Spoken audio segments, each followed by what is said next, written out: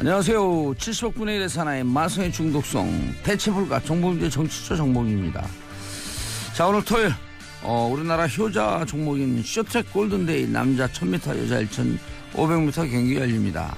특히 최민정 선수 4일 전 500m 결승에서 아쉽게 실격했는데 오늘 다시 출격. 이번엔 활짝 웃기를 응원합니다. 설 연휴 안전한 귀경길 정치쇼와 함께 우리들의 영원한 친구, 돈 주고도 감옥 가지 않는 친구들 스폰서 광고 103.5MHz 러브 FM. 저는 광고 듣고 돌아오겠습니다. 채널 고정하소서. 이야기 영화보다 떠오른 정치 이야기, 뉴스보다 영화 정치쇼 마침 평론가 영화평론가 똥치는 영화평론가 싹 쿵짝쿵짝쿵짝. 오늘 또 새로운 전주로. 왜 온 줄 알아요? 또 무슨 얘기 하시는 올림픽 하잖아. 올림픽. 예. 올림픽을 거기다 갖다 붙이시니 정말. 평생 갔다 오셨어요? 못 가셨죠? 못 갔어요. 한번 진짜 우리나라 사는데 한번 갖고 근처라도 보고 오고 싶어요. 거기는 근데 지금 돌풍 불고 막 그래서 좀 약간 걱정이 되긴 하는데 그랬죠. 며칠 전에 기온이 여기보다 서울보다는 아무래도 낮으니까. 근데 KTX 타서 이렇게 쭉 셔틀버스 타고 네. 둘러보는 코스가 있대요. 하여튼 너무 좋다고. 그래서 많은 사람들이 오가는 것 같아서 저도 궁금하긴 한데 못 가고 있습니다. 우리나라 살다 한번 가봐야 되는데 저희 어머니는 경기는 못 가지만 KTX 타고 쭉 한 바퀴 둘러보고 오신다 그러더라고요. 김영남하고 동갑이에요. 어머님이? 네. 91. 우리 어머님께서는 그보다 약간 아래. 1928년생. 네. 근데 우리 어머니가 야, 나도 정정하지만 저 김영남 저 아저씨 왜 저렇게 정정하냐고. 그렇죠. 네. 정말 정정해요. 건강 비결, 제가 북에 가서 혹시 만나게 되면 건강 비결 물어봐야겠어요. 그 개연성이 있더라고요. 그 통일될 때까지 뭐 살아계시겠다 그래서 그게 그런 말 했잖아요. 그러니까 그런 강력한 의지가 있으면 이 버티거든요. 그렇죠. 네. 어쨌든 어제 이제 무술년 새해를 맞아 인생을 돌아보는 영화 준비해 왔다. 제가 사실은 이제 블랙팬서 같은 할리우드 영화 소개해 드리려고 하다가 이 영화가 이제 스크린을 한 1,500개 정도 잡았더라고요. 그래서 이제 얄미워서 제가 빼고, 그리고 블랙팬서는 사실은 그 우리 몽도사님께서 잘 아시겠습니다만 1960년대에 미국의 블랙팬서당이라고 있었잖아요. 아주 그 사실은 좀 뭐랄까요, 좀 극좌라고 해야 될까? 어쨌든 좀 모험주의 정당이었고 60년대에 좀 과격한 운동을 했었던 정당인데 말콤 엑스보다 좀 더 왼쪽에 있었죠. 그런데 이제 할리우드에서는 요 블랙팬서라는 이름을 이용해서 슈퍼히어로 그 프랜차이즈 영화를 만드는 거 보고 좀 전 신기했어요. 이제 블랙팬서라는 이름도 상품화되는구나. 뭐 등등 뭐 그런 영화들이 극장에서는 상영되고 있습니다만 설 연휴니까 좀 차분하게 성찰할 수 있는 영화, 그리고 오히려 그래서 좀 미래지향적인 생각을 하게 되는 영화, 이런 작품 한 편 골랐습니다. 제가 소개해 드린 줄 알았는데 소개를 안 해드렸더라고요. 더 히어로라는 영화입니다. 샘 엘리엇이라는 배우가요. 아마 사진 보시면 이 배우 하실 텐데 코수염이 아주 트레이드 마크인 그런 서부극 전문 배우입니다. 서부극 뭐 다양한 그 영화에서 조역, 빛나는 조역 역할을 많이 한 배우인데요. 이 영화는 어쩌면 자신의 자전적 스토리를 담고 있는 그런 영화이기도 합니다. 더 히어로라는 옛날에 40년 전에 더 히어로라는 제목의 서부극에 나왔던 배우가 영화 속 주인공이에요. 그러니까 40년 전에 그렇게 서부극에 한번 나왔다가 이렇다 할 그 문제작을 내놓지 못하고 계속 연기자 생활을 하고 있거나 지금은 그 LA 한 조그만 카운티에서 치킨 소스 그 목소리 광고 정도로 하고 있는 그런 중견 배우 아닌 중견 배우의 삶을 살고 있는 한 남자 이야기죠. 이제 나이가 이제 70대고요. 실화예요 그럼?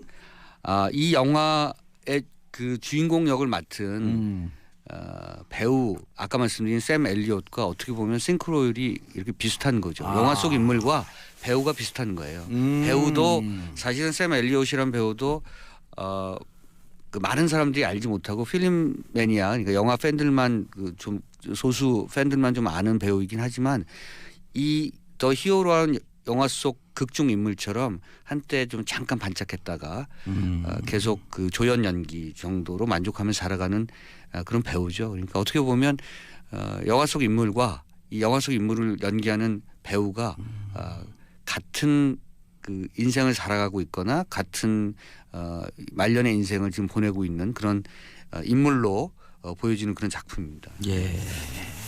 저 사실은 이 영화를 보면 인생이 참 별거 아닌 거잖아요. 예. 네. 사실 빨리 흘러가는 것이고요. 그리고 한번 예컨대 영웅이 됐거나 또 한 번 스타가 됐거나 예. 한 번 유명해졌거나 이런 것들도 사실 인생을 지내고 보면 별게 아닌 거죠. 그러니까 중요한 것은 그런 것이 아니다라는 것은 인생을 그렇게 지내고 보면 깨닫게 된다는 것이 또 이상한 진리인데요. 이 배우가 이 영화 속 그 더 히어로라는 영화 서북에 나왔던 배우가 그런 것들을 생각하게 되고 깨우치게 되고 성찰하게 되고 또 돌아보게 된다는 그런 이야기입니다.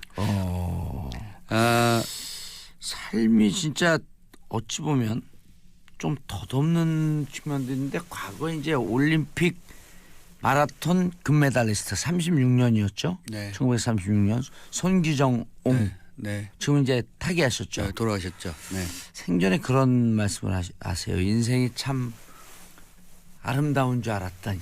네. 아니 뭐 부정적으로 얘기한 건 아니고 올림픽 금메달 땄을 때가 10대였었죠? 20대였었나요? 10대 후반 20대 초반. 그렇죠. 네. 근데 10말 20초. 네. 올림픽 금메달을 따고 나머지 인생은 덤으로 산 생이다. 아하. 그러니까 한때 히어로가 됐다가 네. 계속 풍선 빠지듯이 내려가는 거죠. 네. 내려가는데 야, 이 인생의 그 내려감을 네. 담담히 받아들인 노후에 그 말씀을 하는데 또 제가 며칠 전에 어떤 성직자분들 이렇게 모임에 갔는데 네. 한 분이 우리가 아는 유명한 성직자들이 죽을 때 그렇게 다 두려워하고 죽음을 받아들이지 못한다. 유명한 성직자들일수록 성찰을 많이 하는 줄 알았더니 아닌 게 아니라 속세 권력을 많이 쥐고 있더라. 네. 중요한 말씀. 그러니까 인생과 네. 사실은 인생의 한 부분인 권력도 마찬가지고요. 올라갈 때보다는 내려갈 때가 중요한 것이고 예. 올라갔을 때는 내려가고 있다는 것을 인지하고 있어야 된다는 것이고 뭐 이런 것들인데 잘 모르죠. 예. 근데 어쩌면 이런 영화들이 중간중간에 자신의 지금 위치를 깨우치게 해주는 거죠. 내가 지금 어디쯤 있는가. 예. 나도 내려가고 있는데 내가 잘 내려가고 있는가. 그리고 후회하지 않는 삶을 살아가고 있는가. 뭐 이런 것들을 보여주고 있는 작품입니다. 저는 어떤 내용이죠 그러면? 또 히어로의 그 주인공 역을 맡았던 이 배우가 샘 앨럿. 그러니까 미국 서부에는 그런 게 있어요. 서부국 보전협회 뭐 이런 데가 있거든요. 그래서 보전협회에서 공로상을 주는데 공로상을 타러 갔다가 또 한 여인도 만나게 되고요.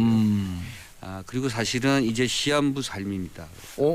워낙 이 배우도 할리우드의 배우인 만큼 젊었을 때 또 한때 스타였던 만큼 한동안 좀 뭐랄까요 막 살았죠. 그래서 술도 많이 마시고 담배, 약 등등 많이 했기 때문에 이제는 췌장암에 걸렸습니다. 그래서 췌장암. 네, 췌장암은 사실은 다른 암과 달리 말기에서는 딱 발견이 되죠. 그렇죠. 네. 뒤에 숨어 있는 장이기 때문에 치료가 좀 어려운. 그래서 인생의 뒤를 정리하고 있고요. 정리하는 과정에서는 헤어진 아내, 또 자기가 멀어진 딸, 새로 만나게 되는 또 어떤 여인, 그리고 짧게 남은 삶 속에서 어쨌든 중요한 것은 사랑이다. 뭐 이런 것들을 깨닫게 되는 과정. 그 과정들을 성찰하는데 그게 요란하지 않고요. 그리고 예컨대 징징거리지 않고요. 네.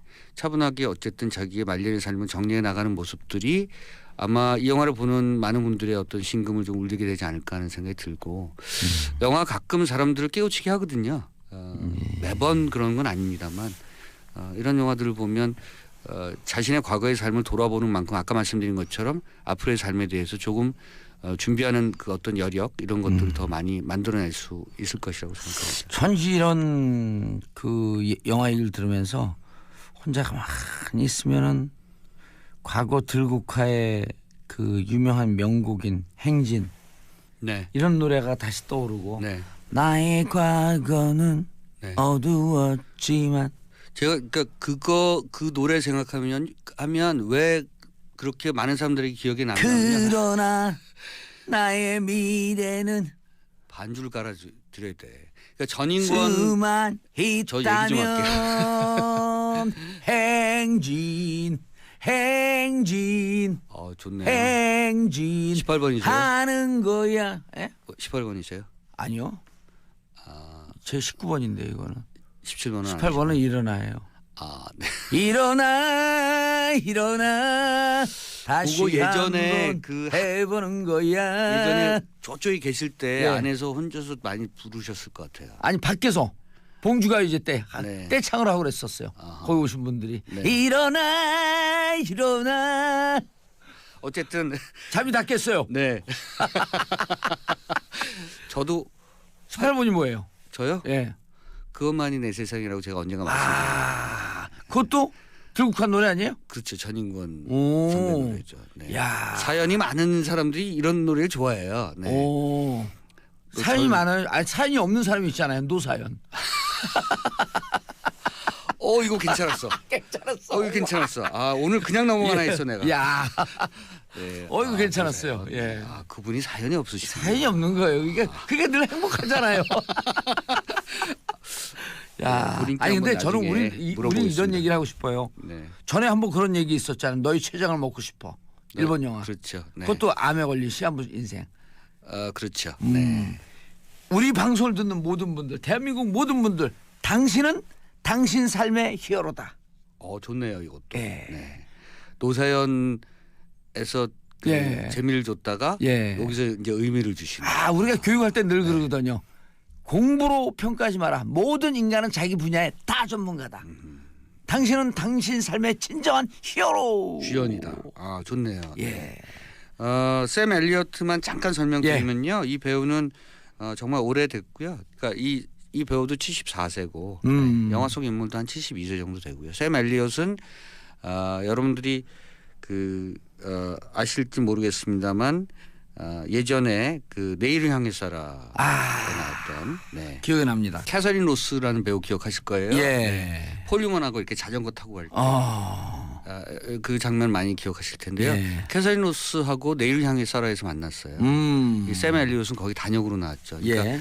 내일을 향해서의 원 제목은 선댄스 키드 앤 부치 캐시디였죠. 그래서 예. 1949년도작이니까 굉장히 오래된 작품입니다. 그러네요. 그때 만나서 캐서린 로스랑 결혼해서 아직도 살고 있고요. 이 캐서린 로스가 오랜만에 이 영화 더 히어로의 실제 영화 속에서도 헤어진 아내 역으로 나오고 있습니다. 오호. 여러 가지를 이렇게 오버랩해서 볼 수 있는 작품이고요. 주인공과 극중인물과 예. 그러니까 주연 배우와 극중인물과 그리고 나 자신과 이렇게 이중 삼중의 느낌을 겹쳐서 중첩해서 볼 수 있는 그런 작품입니다. 예. 저는 올 한해 나온 작품 제가 본 외화 중에서 가장 인상에 남는 그리고 가장 기억에 남는 그리고 가장 마음속에 남는 작품입니다. 더 히어로. 네, 예. 더 히어로. 아까 말씀하신 것처럼 예. 모든 사람들은 자기 인생에 있어가 인생에 있어서 주인공이다. 네, 더 히어로다. 히어로. 네, 예. 이런 것들도 함께 생각하시면 좋겠습니다. 알겠습니다. 오늘 두 번째 소개할 두 번째 영화. 버드맨인데요. 버드맨 네, 네. 어디서 많이 요즘 봤어요? 임면조 선수 입장하고 있습니다. 네, 임면조 선수 좌로 틀고 우로 틀고. 그 버드맨이 그렇게 연상되시는군요. 인면조 예. 비슷해요. 실제로 왜냐하면 생각해 보니까 비슷해. 그래요? 송승환 그 감독이 예. 버드맨을 봤나 보네. 그렇죠. 모든 아이디어는 네. 새로운 게 있는 것이 아니고 자기가 봤던 기억의 잔존에서부터 나온다. 네, 요게 이제 2014년 작품이고요. 예. 아카데미에서 뭐 작품상 감독상 다 탔고요. 오호. 네. 알레한드로 곤잘레스 이냐리투 멕시코 감독. 예. 이 버드맨으로 사실은 요 감독상 타고요. 요 다음에 또 레버넌트를 또 탔습니다. 그래서 멕시코의 뛰어난 그런 디카프리가 그렇죠, 네, 뛰어난 감독 중에 한 명이죠. 최근에 이제 또 멕시코 감독 중에는 기레르모 델 토로가 쉐이프 오브 워터라는 작품을 내놔서 국내에 곧 개봉될 예정입니다. 제가 나중에 또 소개해 드릴 텐데요. 어쨌든 버드맨을 고른 이유도 더 히어로랑 비슷합니다. 예전에 버드맨이라는 이름의 슈퍼히어로 영화에 출연했던 주인공이에요. 아 실제로요? 네. 아니 그러니까 영화 속에서 마이클 키튼이 맡았던 역이. 근데 이제 나이를 먹은 거죠. 그러니까 쉽게 말씀드리면 아이언맨의 저 버드맨 봤는데요. 보셨죠? 네. 아이언맨의 로버트 다우니 주니어가 언제까지 아이언맨 역할을 하겠습니까? 못할 거 아니에요. 마찬가지로 영화 속에서도 버드맨이라는 슈퍼히어로 역을 예전에 젊었을 때 했는데 영화가 좀 어렵던데. 네. 이제 못하는 거죠. 현실과 영화 세계가 왔다 갔다 하죠. 네. 그래서 이제 어렵더라고요, 자기가 배우로서의 그 하얀 길이니까 스스로를 다지기 위해서 브로드웨이의 연극 무대를 올리는 거예요. 자기가 이제 원래 보통 이제 영화를 하던 사람들이 조금 자기의 연기력을 조금 더 업시키기 위해서는 아니면 또 마음을 다잡기 위해서 연극을 하는 경우가 많잖아요. 유명 배우들이 다 나오잖아요. 다 여기. 나오잖아요. 네. 에마 스톤, 나오미 와츠, 에드워드 노튼 다 나오죠. 그리고 이 사람이 그 어떤 무슨 영화관에서 근무하지 않나요? 아니 그 극장, 그러니까 연극 상영관에서 이제 연극을 준비하는 거죠. 그런데 이제 이 영화가 중요한 것은 영화 2시간 가까이가 원신 원컷인 거죠. 카메라를 한 번도 끊질 않았어요. 아 그래요? 네, 그래서 편집이 안 된 영화? 편집을 할 필요가 없죠. 원신 원컷이니까. 이것은 대단히 놀라운 그런 기술력이고요. 기술력을 떠나서 심오해요, 영화가. 만들기가 쉽지 않은 겁니다. 제가 사실은 너무 의심스러워서 국내 한 그 유명 촬영 감독한테 물어보고 같이 다시 한번 영화를 보면서 정말 커트가 없느냐. 2시간 동안 그럴 수는 없지 않느냐. 아무리 그 동선을 완벽하게 확보하고 연극처럼 찍었다 하더라도 그 불가능하지 않느냐라고 얘기했을 때 다시 한번 보고 나서요. 그 촬영 감독이 자기가 66컷까지는 셌다라고 하더라고요. 66컷 이상은 못 세겠더라. 근데 보통 이제 영화가 영화에 따라서 2000컷까지 가죠. 60컷 정도로 찍었다는 것은 거의 원신 원컷으로 찍었다는 거고요. 연극 무대를 이렇게 생각하시면 됩니다. 여기 주연을 맡았던 마이클 키튼이 중간에 한번 대사를 버벅였다. 처음부터 다시 찍어야 된다는 얘기예요. 그러니까 완벽하게 2시간 동안 자기가 마치 연극하듯이 무대에서 그렇게 영화를 찍은 것이라고 생각하시면 되고요. 그런 만큼 기술적으로도 그렇지만 예술적으로도 또는 미학적으로도 여러 가지 평가할 만한 그런 작품이었습니다. 과거에 잘 나갔던 자신의 모습을 보면서 지금의 좀 기운 모습 이런 게 묘하게 삶을 느끼게 했거든요. 인생을. 자꾸 환상을 보죠. 화장실. 화장실에서 있으면 버드맨이 자기가 예전에 맡았던 슈퍼히어로 캐릭터가 있고 창가에 앉아 있고. 그렇죠. 자기 이제 의자에 앉아 있고 의상실에 있으면 이렇게 그렇죠. 화장하는 데 이렇게 앉아 있고. 그렇죠. 그래서 끊임없이 자기의 분신을 보고 자기 마음속의 분열을 보는 건데요. 그게 어쩌면 자기가 예전에 가졌던 그런 스타 의식 이런 것에 대한 집착 이런 것들을 버리지 못하는 그 욕망을 버리지 못하는 한 남자의 모습을 보여주는데 이것도 역시 아까 소개해드린 더 히어로처럼 인생은 내리막이 중요한 것이죠. 그래서 이 주인공도 서서히 그것을 깨닫는 거고요. 제대로 하늘을 날아다녔던 버드맨이 안전하게 착지하듯이 자기도 마지막 인생을 안전하게 착지하기 원하지만 그게 쉽지가 않습니다. 갈등이 많고. 이런 영화를 보면서 제가 드는 생각이 이런 게 있어요. 제가 이제 정치 강좌가면서 늘 자주 하는 얘기가 올라갈 때 자만하지 않고 떨어질 때 좌절하지 않으면 결국 기회는 온다. 정치 권력을 추구하시는 분들이 이런 영화를 보시면 깨달으시는 게 많을 거예요. 많아요. 그리고 마지막 결론에 너는 네 인생의 히어로 주인공이다. 그렇죠. 그러니까 정치 권력이라고 하는 것이 많은 환상을 주잖아요. 모든 것을 누릴 수 있는 것처럼 최근에 어떤 분 지금 많이 임박해 네, 계신 분. 알겠습니다. 네네. 제가 자세히 말씀드리지 않겠습니다만. 그만하세요. 이런 영화 좀 보셨어요? 예. 자, 저는 이제 입으로 돌아가야 되는데요. 입으로 다시 돌아와야 되는데 아까 제가 부른 행진은 미세먼지와 같았습니다. 미세소음. 들국화의 행진 들으면서 1부 마치겠습니다. 네. 내 인생의 주인공 인생을 향하여 행진. 노래 듣고 광고 듣고 돌아오겠습니다. 채널 고정하소서소서. 정치쇼 토요일 2부 순서 들어가겠습니다. 자, 즐거운 연휴가 이제 끝나가고 있는데요. 그래도 아직 하루 남았습니다. 자, 토요일 2부는요. 과학이 정치를 만났을 때 강원도 양구에 살고 계시지 않은 과학 전문 기자 강양구 기자 자리하셨습니다. 네, 안녕하십니까? 예, 강원도에는 평창도 있죠. 네, 새해 복 많이 받으십시오. 예, 해피 뉴 이어. 네. 예. 원래 해피 뉴 이어 그래야 돼요. 해피 뉴 이어스 그러면 안 돼요. 왜요? 행복한 귀가 되시오 그런 거죠. 뉴 이어스. 알겠습니다. 자, 평창 올림픽에 네, 대한 얘기를 한다고요? 네, 계속 뭐 지금 이제 우리나라 선수들도 열심히 활약하고 있고 예. 또 많은 분들이 이제 보고 있잖아요. 그래서 평창 올림픽에도 과학이 있다. 예. 라는 거. 과학이 있다. 네, 과학이 있다. 과학이 있다 하니까 드론. 드론 맞습니다. 그때 띄운 거예요? 아니면 작년 12월에. 당일날 띄운 게 아니에요? 네, 당일날 띄운 거 아니에요. 개막식 보셨군요. 예. 그게 이제 전 세계에서 그 드론 쇼가 굉장히 주목을 받았었잖아요. 근데 이제 제가 확인을 해보니까 개막식 당일날 띄운 건 아니더라고요. 12월에 녹화를 한 것을 이제 개막식 당일날 대형 스크린을 통해서 이제 개막식에 보여주고 또 이제 전 세계로는 이제 그 녹화한 걸 이제 방출한 거죠. 페이크 뉴스처럼 그 베이징 올림픽 때 네네. 촛불놀이 한 것을 CG로 한 게 아니고 네네. 이건 미리 찍어서 미리 찍어가지고 날 좋을 때 바람이 불면 안 되니까. 근데 정확하게 말하면 바람의 요인보다 사실 당일날도 할 수 있었대요. 그런데 안전 문제. 만에 하나 안전 문제가 있을 수 있기 때문에 드론이 부딪혀서 떨어진다거나 이런 그런 일이 거의 없겠지만은 혹시 만에 하나 있을 수 있잖아요. 근데 그 드론이 이제 화면으로 보면은 사실 작아 보이지만은 무게가 360g 정도 되고요.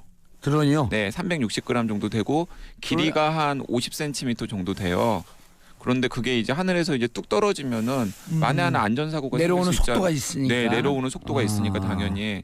그래서 그런 것 때문에 이제 12월에 미리 이제 촬영을 해가지고 이제 쫙 보인 거죠. 근데 어쨌든 굉장히 장관이었잖아요. 예. 성공했고 사실 저는 개막식 보면서 좀 조마조마했었거든요. 예.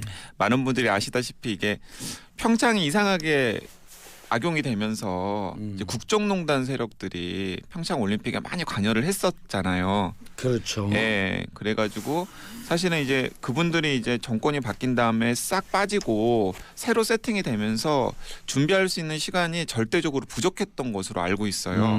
예산도 상당히 부족했고 그래서 이제 적은 예산과 짧은 시간에 어떻게 효과적으로 준비를 할 수 있을지 걱정을 많이 했었는데 막상 뚜껑을 열어놓고 보니까는 상당히 그럴듯하게 또 알차게 이렇게 준비를 하신 것 같더라고요. 예. 드론이 총 몇 개였었어요? 1218대의 드론이 있었죠. 상황만 좀 봤는데 그걸 이렇게 동시에 어떻게 띄우나요? 그 1218개 모니터가 1218개가 있어야 되는 거 아닌가요? 아니 그러니까 이제 많은 분들이 이제 일단은 저게 뭐야? 처음에는 일단 저게 뭐야 했다가 이제 드론이라고 하니까 거기서 한번 놀라고 그러면 1218대나 된다는데 그게 어떻게 저렇게 일사불란하게 움직일 수 있지? 1218명이 동시에 조종을 하나? 그렇죠. 뭐 이제 드는 여러 가지 막 궁금증이 드셨을 텐데 이제 확인을 해보니까 딱 한 명이 조종을 한 거였더라고요. 딱 한 명이 조종을 한 거였더라고요. 이해가 안 돼요. 그러니까 제가 그 말씀을 드려볼게요. 일단은 드론 한 대 한 대 한 대에다가 미리 시나리오를 다 입력을 한 거예요. 네. 그러니까 전체적인 그림을 일단 그린 다음에 그 그림에 맞춰서 A 드론은 어디 위치에 있어야 되고 B 드론은 어디 위치에 있어야 되고 이런 것들을 일단 시나리오를 각각의 드론에 다 일단 입력을 한 거고요. 첫 번째가 이제 그렇게 해서 일사불란하게 움직일 수 있었던 거고 또 하나는 각각의 드론이 항상 150cm 정도의 간격을 유지하도록 설정을 한 거예요. 근데 그것도 굉장히 신기한 일이잖아요. 어떻게 매번 각각의 드론들이 150cm의 간격을 유지할 수 있을까? 그러니까 그것도 알아봤더니 지상의 한 지점에다가 기준점을 딱 정해놓은 다음에 예. 그 기준점으로부터 너는 얼마 떨어져 있어.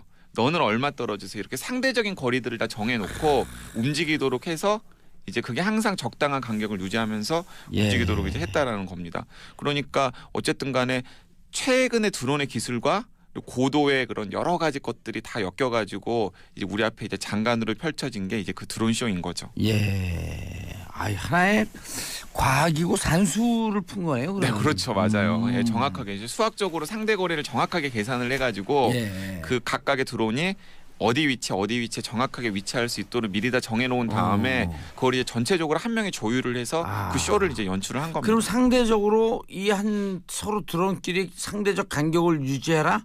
상대성 이론인가요? 그렇죠. 상대성 이론이라고는 할 수 없지만은 상대성 이론이 사실은 그런 원리인 거죠. 따지고 들어가면 예. 네. 드론을 상대성 이론으로 띄웠다.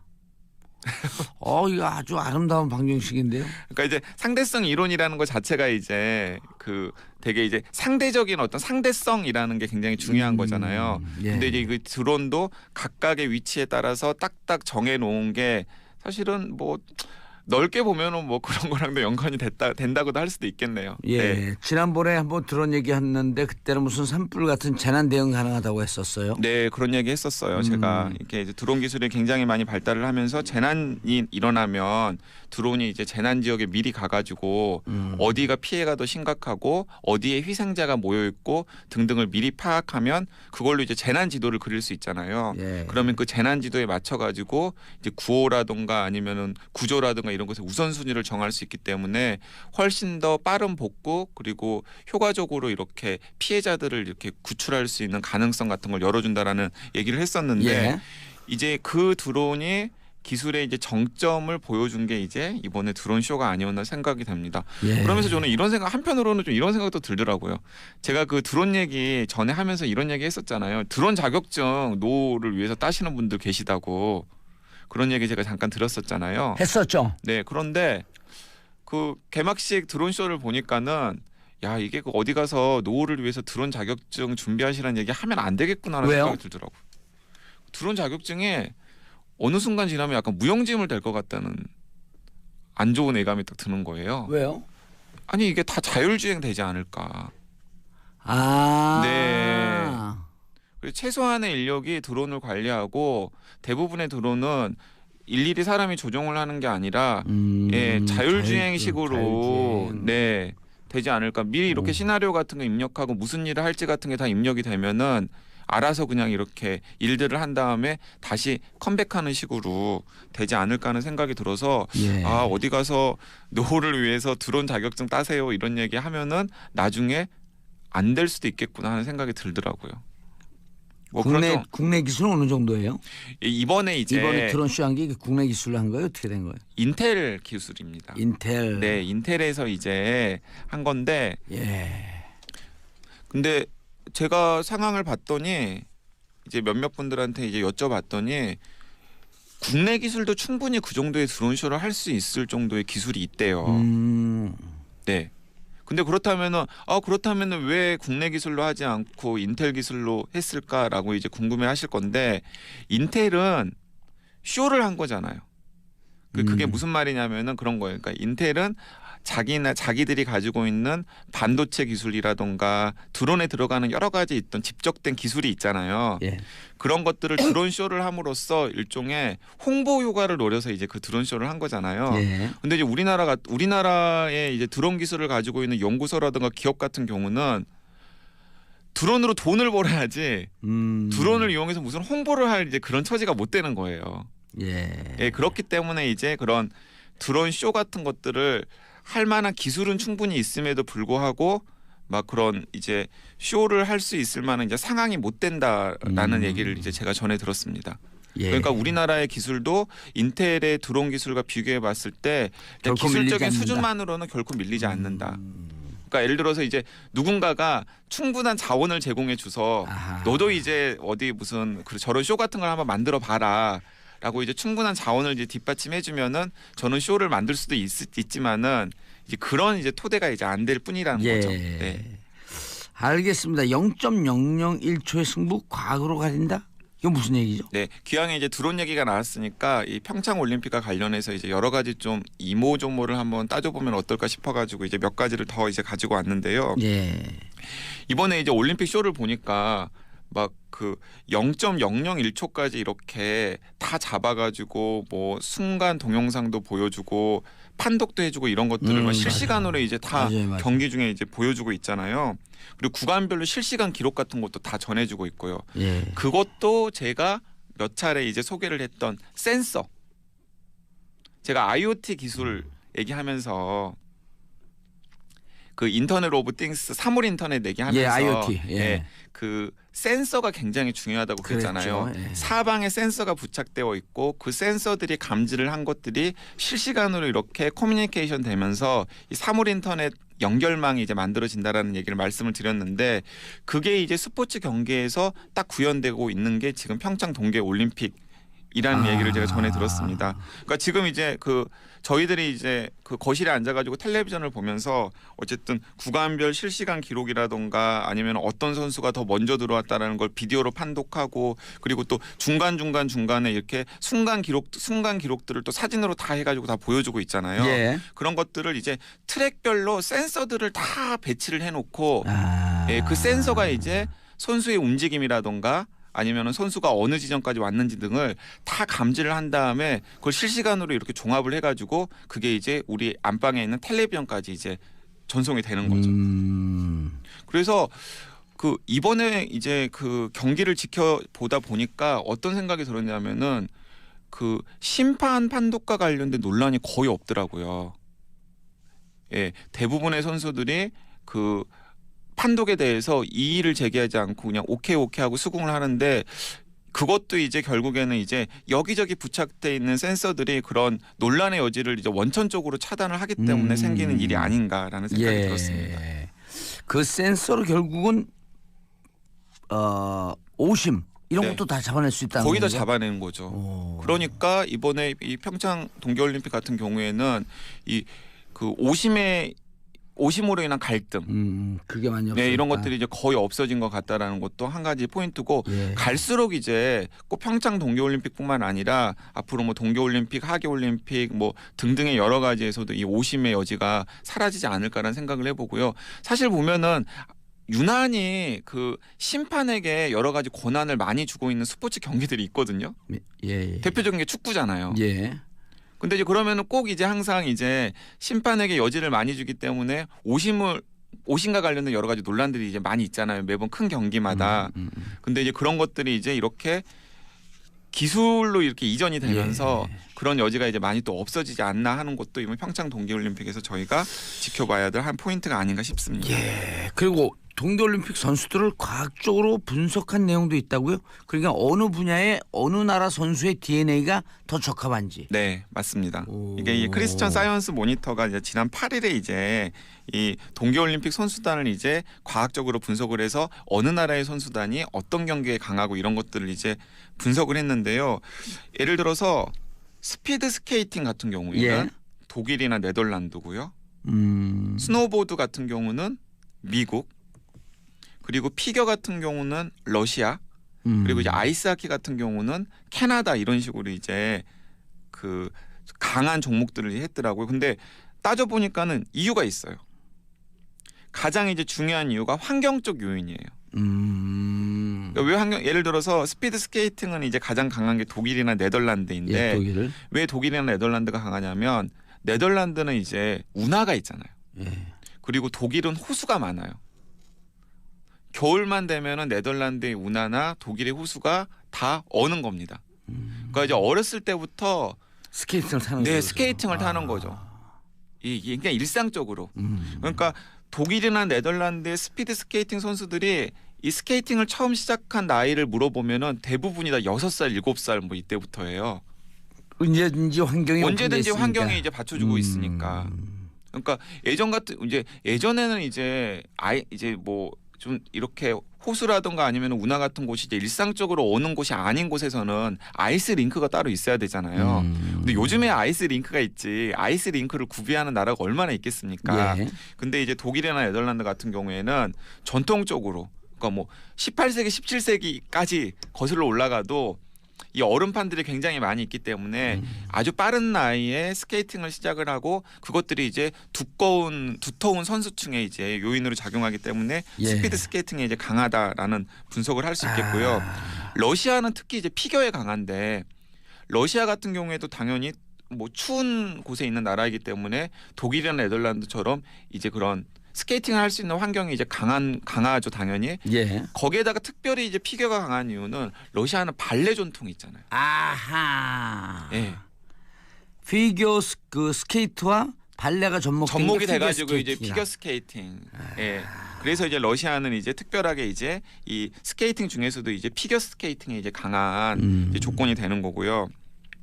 그리고 이제 미국은 이제 스노보드인데 이제 예를 들어서 이제 그 이런 얘기 있잖아요. 우리나라 선수들과 미국 선수들을 비교했을 때 미국 선수들이 이제 스노보드 이런 거에 굉장히 강한데 그 이유를 놓고서 이제 막 여러 사람들이 막 설왕설래를 하다가 이런 얘기를 했어요. 미국 같은 경우에는 자기가 하고 싶은 걸 좀 이렇게 청소년기부터 이렇게 하는 걸 권장하는 그런 분위기가 있잖아요.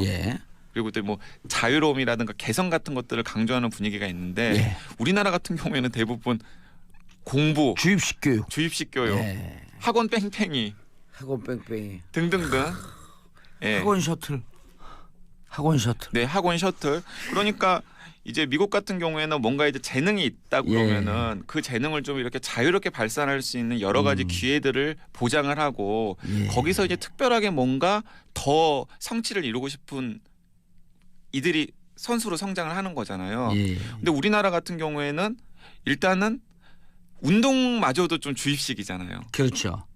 그리고 1, 2등만 살아남고 이제 그러다 보니까 뭔가 이렇게 자유로운 표현, 자유로운 개성 이런 것들이 이제 중요하게 강조가 되는 스노보드 같은 것에 미국은 강하지만 우리나라는 좀 약할 수밖에 없지 않나 뭐 이런 얘기들을 이제 하는 경우도 있고요. 반면에 우리나라 선수들이 쇼트트랙 굉장히 강하잖아요. 쇼트트랙. 근데 이제 쇼트트랙은 심석희 선수인가요? 고등학교? 이제 졸업했죠. 여자 쇼트트랙에 심석희 선수가 키가 크잖아요. 그러니까 넌 이제 대학생 됐네. 너는 체형이 너무 커서 그러니까 밖으로 뛰쳐나가려고 하는 원심력이 셈으로 코너링 별로 안 좋을 거다. 키가 173인가 그래요. 제가 알기로는. 사실 그래서 심석희 선수 같은 경우에는 약간의 쇼트트랙에 핸디캡이 있습니다. 어떤 핸디캡이 있냐면은 무게중심 위로가 있잖아요. 그러니까 쇼트트랙 같은 경우에는 체구가 좀 작을수록 유리해요. 기본적으로. 왜냐하면 이제 스피드 스케이팅 같은 경우에는 이제 기록에 따라 가지고 순위를 매기잖아요. 근데 쇼트트랙 같은 경우에는 먼저 결승선에 들어온 사람이 이기는 거잖아요. 그러니까 이제 우리나라의 이제 이제 동계 스포츠를 이제 궁리하시는 분들이 이제 쇼트트랙에 이제 시범 종목으로 딱 들어서자마자 저게 우리나라 강점이 있을 수 있겠구나라고 판단한 게 일단 쇼트트랙 같은 경우에는 순발력, 민첩함 이런 거 굉장히 중요하고요. 그리고 또 상대적으로 체형이 작은 우리나라 선수들도 충분히 세계 무대에서 겨뤄가지고 그런 순발력이라든가 민첩함 등으로 승부를 볼 수 있겠다라는 판단에서 집중적으로 이제 육성을 했고 그게 이제 성공적으로 먹힌 거죠. 사회적 환경도 무척 중요할 것 같아요. 사회적 환경. 예를 들어 어떤 환경이 있을까요? 예를 들어 그 쇼트트랙 같은 경우는 그 스피드 스케이팅 같은 경우는 넓은 공간에서 계속 운동을 해야지만 되지만 쇼트트랙 같은 경우는 그렇게 추운 지방 아닌 데서도 실내 링크에서 맞아요. 실내 링크에서 이제 좁은 곳에서 그리고 또 굉장히 순발력 있고 민첩하게 해서 이제 빨리 이제 결승선에 들어가는 게 중요하니까 그런 여러 가지 것들이 이제 어울려가지고 이제 우리나라가 쇼트트랙에서 뭔가 강점을 보인 게 아닌가 싶습니다. 쇼트트랙은 근데 다른 나라 선수들도 보면 체형들이 비슷해요. 좀 작아요. 맞아요. 그 무게 중심을 딱 잡고 밖으로 튕겨져 나가려고 하는 힘을 좀 누르고 안으로 당기는 힘을 이제 보면은 이제 그 스피드 스케이팅 선수들이랑 쇼트트랙 선수들을 이제 비교를 해보면은 스피드 스케이팅 선수들이 이제 상대적으로 좀 기골이 장대한 편이죠. 크고. 곡선 주로가 넓으니까. 반면에 이제 쇼트트랙 선수들 같은 경우에는 이제 상대적으로 이제 조금 작은 듯한 걸 볼 수 있는데 그게 이제 그 종목의 특성이랑 이제 맞물리는 것 같습니다. 우리나라 선수들이 적합하다. 자, 우리나라 선수들 금메달 좀 많이 타는 심정을 바라면서 마지막으로 김장훈의 쇼 들으면서 마무리하기 전에 인사하세요. 네, 새해 복 많이 받으십시오. 강량구였습니다. 예. 자, 행복한 설 명절 보내주시기 바라면서 저는 김장훈의 쇼 듣고 사라집니다. 월요일 오전 10시 5분에 다시 돌아옵니다.